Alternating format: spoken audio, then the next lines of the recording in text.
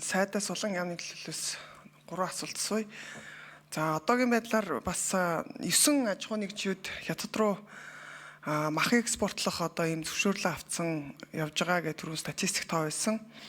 Одоо яг ямар асуудал үүсэж байна гэхээр аж ахуй нэгжүүд хятадын талд одоо хятад руу яг маха борлуулах гэхээр олон улсын мал эмнэлгийн гэрчлэгээ шаардагдаж байгаа. Энийг болохоор одоо манай мал эмнэлгийн газар болохоор захимаар одоо хийдэг болчихсон.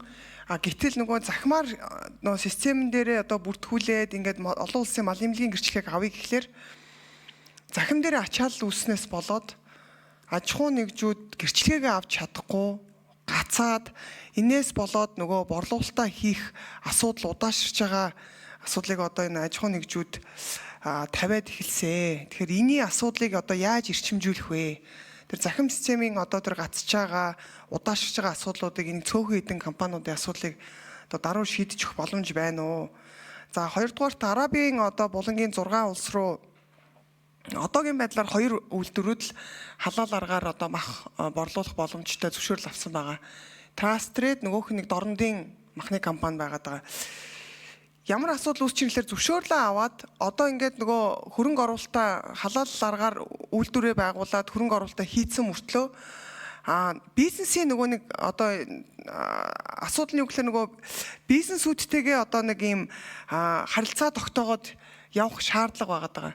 Тэгээ тэр нөгөө бизнесүүдийн тэр гарцсан одоо бизнесүүдийг нээж өгөх тэр бизнес түншлэгчтэй нь одоо уулзуулж өгөхөд манад байгаа одоо Кувейт ч гэдэм үү энэ элчин сайдын яамдуудыг идэвхтэй ажилуулад эсвэл одоо яам бүр өөрөө яг энэ бизнес хоорондынх нь энэ уулзалтуудыг энэ зохион байгуулж өгөх ажил яалтчгүй одоо бас хэрэгтэй байна. Тэгвэл аж ахуй нэгжүүд зөвхөн зөвшөөрөл авснараа шууд одоо энэ Арабын одоо юу гэдгийг булангийн 6 улс руу очиод өөрсдөө бизнесээ олоод явхад бас хүндрэл байгаа. Ингээ олон улсын бас нэг тодорхой түвшинд засгийн газрын дэмжлэг эсвэл энэ элчингийн оролцоо бас заашгүй хэрэгтэй байгаа гэдэг асуудлыг ярьж байгаа. Тийм учраас энэ дээр яамны зүгээс одоо анхаарч ажиллаач ээ. Тэгээд зөвшөөрөл авсан компаниуд нөгөө хөрөнгө оруулалт хийчээд борлуулалтаа хийж чадахгүй учраас зээлээ төлөөд ингээд бас алдагдалд орох юм эрсдэл байгаад байгаа учраас энэ нэг харилцаа түншлийн асуудлыг нь бас яамны зүгээс элчин сайдын яам, гадаад харилцааны яамтай яриад яаралтай одоо энэ түншлийн асуудал дээр нь тусалж дэмжиж ажиллаж өгөөч гэсэн асуудлыг хэлж байгаа. За хоёрдугаарт манай дээр болохоор одоо үлэнгийн бизнес бол нэлээд эрчимтэй явж байгаа. Үлэнг хайдаг ч гэсэн нөгөө талдаа хятадууд ороод ирч гэсэн үйлдвэр байгуулаа хөрөнгө оруулж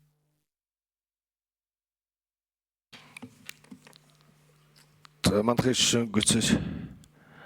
Үлэнгөөр бол одоо ингээд хятадын зах зээл рүү борлуулалтаа хийгээд нэлээд одоо ашигтай ажиллаад одоо 2 дахь үйлдвэрээ байгуулах гад тэрбум 30 тэрбум төгрөгийн зээл ингээд босгох гээд явж байгаа үйлдвэртэй уулзж ирсэн. Одоо манай махны үйлдвэрүүд юу гэж байгаа гэхээр дайвар болон ясны тос гаргах хятад руу гарах боломжтой гэж байгаа. Тэгэхээр энэ хятад улс руу энэ эдгээр бүтээгдэхүүнийг дайвар бүтээгдэхүүнийг хятад руу гаргах зах зээлийг одоо бас энэ яам бодлогоор дэмжиж өгмөр байна. Энэ дээр юу н ямар нэгэн хэлцээрийн ажлууд хийгдэж байгаа юу? Энэ дайвар бүтээгдэхүүнийг гаргах, ясны тосыг гаргах дээр одоо бас судалж үзсэн үү? Энтэй холбоотой асуултыг хариулж өгөөч ээ. За 7 номер хариулъя. За сайн байна уу. Мандахаг шинэ асуултанд хариулъя. Хүнсүд аж ахуйн үйлдвэр яам, хүнсний үйлдвэрийн бодлого эрхчлэлийг зохицуулах газрын дараа төвчин сөрөг байна. За энэ захимаар олон улсын мал эмнэлгийн гэрчлэгийн асуудал бол яригдж байна. Энэ гайлын байгууллагад олгогддог байсан мал амтны эрүүл мэндийн гэрчлэгээ маань өөрчлөгдөд одоо яг энэ мал эмнэлгийн ерхий газарт маань олгодог болсон. За энэтэй холбогдуулаад захимын асуудлууд нэлээд яригдж байгаа. Өнөөдөр бас бид нэр хятадын талтаа бас захим уулзалтуудыг бол хийгдсэн. Нэлээд нааштай байгаа. Асуудлуудаа тодорхой болгоцсон байна. Тийм учраас одоо яг энэ экспортын асуудлууд бол хэвээ явагдахар болоод өнөөдөр бол тохиролцоонд хүрсэ. За энэ халаар аргаар махан бүтээгдэхүүн экспорт нь гаргаж байгаа 2 компани гэж та хэллээ. Нийтдээ нэг 7-8 компаниуд бол байгаа. Сая энэ 2024 онд болохоор Монголын стандартын байгууллага халаал стандартын дэн холбоо төр гих мэтчлийн 3 холбоо болохоор энэ халаал стандарт олгодог тийм эрхийг нь бол авцсан. Тийм учраас Монголын аж ахуйн нэгжүүдтэй стандартын шаардлага хангуулахад энэ халаал стандартын шаардлага хангуулахад сая таны хэлдэг 2 компани эрхээ авцсан.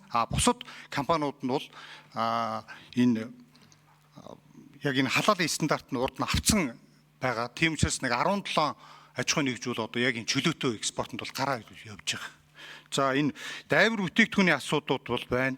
Бид нэр 2024 онд Бүгд найрамд Хятад улсын гайлын ерөнхий газартаа уулзалт хийгээд адууны түүхий дайвар бүтээгдэхүүний экспортод гаргая гэдэг саналаа бол тавьсан. Хятадын тал бол нэлээд нааштай хариу иж за тгий гэдэг дээр бол санал тавьсан. Тэгээд энэний үндсэн дээр бид нэр протоколынхоо төслийг бол бэлдээд бол Хятадын талдаа бол хөрвүүлсэн байгаа. За мөн дулааны аргаар 7 номер гүцээж хариулъя.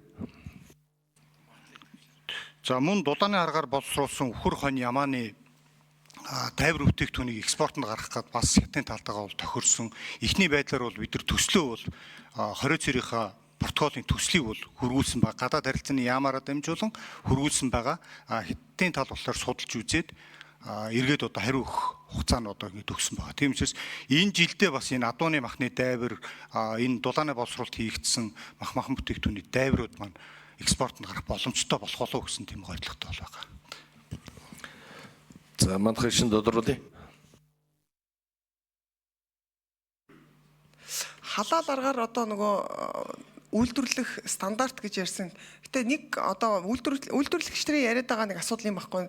Өөрсдөө шууд одоо араб руу очиод зах зээлээ нээгээд борлуулах одоо тэгээ худалдаа авахч олоход амаргүй учраас энийг ядаж бодлогын түвшинд яам өөрөө энэ худалдаар хилцээрийг нээж өгөх, бизнесүүдийг нь одоо бас Монголын энэ үйлдвэрлэгчтэй холбож өгөх ажлыг хийж өгөөч ээ. Энэ дээр дэмжиж өгөөч ээ гэдэг асуудлыг хүндчихсэн. Энэ дээр ямар байр суурьтай байгаа гэж асуусан. 6 номер цайд хариулъя. Одоо ингээ яриад байхаар хөдөө аж ахуй үндсэндээ гадаад харилцааны асуудал байгаа. Бүх юм гадаад толгойд. Зайлшгүй зах зээлийн тэлэх, олон улсын гэрээ хэлцээр протоколын хийх, олон улсын үлсэн худалдаан тэр гаргах брэнд хөгжүүлэлт гэдэг дандаа гадагшаал байгаа. Тэгэд 26 онд анхаараач гэж хүсэлт байгаа. Ер нь манай энэ гадаад томилт бүх арга хэмжээ чинь тэг байгаа шүү дээ. Хөдөө аж ахуйн гадаад арга хэмжээ хамаатай ингээл хассан. Тэгэхээр энэ нөхөр хөдөө аж ахуйн салбар гэдэг бол ерөөсөө гадаад харилцаанд тулгуурлаж байна. Нөгөө талаар одоо бид сая бодлогын юм гарч януудаа манайх гадаад худалдааны хууль байхгүй. Ер нь худалдааны хуульгүй байгаагийн улмаас гадаад ямаараа одоо манайх дамжуулаад энэ аж ахуй нэгж мах гарах гэсэн юм а гэдэг л ийм маягтай явж байна шүү дээ. Тэгээ нөгөө талаас байгууллагууд ирж хяналт шалгалтын магадлан итгэмжлэн стандарт хангасан хэсгээр одоо үнэлгээ хийжээж зөвшөөрөл. За гангал гишүүн асуулт асууя.